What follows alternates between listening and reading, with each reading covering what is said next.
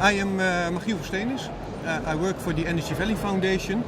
That's a public-private initiative in the northern part of the Netherlands. We are focusing on sustainable energy, and my main tasks are on conversion of biomass to energy or feedstock for the chemistry.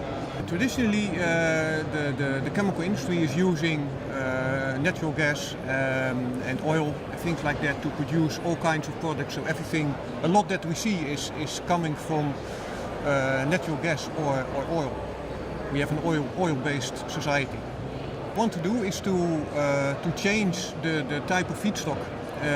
So not changing the chemical industry, but to make the feedstock, so the gas that they are using or the hydrogen that they are using, to produce it from green sources instead of from fossil sources, and thereby changing the chemical industry without having to change their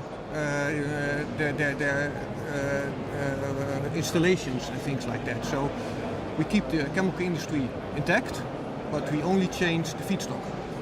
We want to change the way that we are making the feedstock, so the chemicals that are used by the chemical industry for producing all kinds of materials. So nowadays they make their materials or their products from fossil sources like natural gas, and we want to change that into the same compounds, so the same chemicals, but then made in a different way from a green source. So for example from biomass or from electricity. Okay. We can make hydrogen out of biomass, so green stuff, or we can make it out of electricity, green electricity, from wind or solar. So that means that instead of making the hydrogen from natural gas, as they are doing now, we can make it from green sources, and thereby the chemical industry will make a green product without changing their processes. The processes, and by combining technologies, you improve the individual technologies. So there's some kind of, they can help each other. So oxygen, for example, that's produced and powered to gas.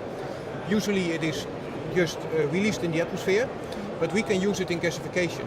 And so we make the combinations between the technologies, and that makes the technology itself more efficient.